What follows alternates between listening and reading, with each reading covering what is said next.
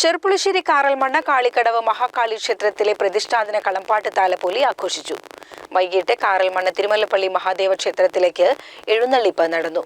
4 ദേശങ്ങളിൽ നിന്ന് ആന, കാളവേല എന്നിവ എഴുന്നള്ളിപ്പുകളിൽ അണിനിരന്നു.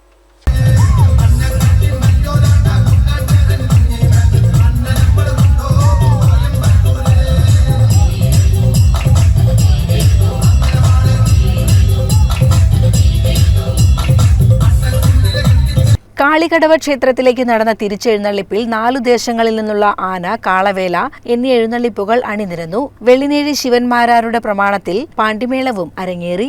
രാത്രി കാളവേലകളുടെ കാവുകയറ്റം, ക്ഷേത്രപ്രദക്ഷിണം എന്നിവയോടെ വേല എഴുന്നള്ളിപ്പുകൾ സമാപിച്ചു.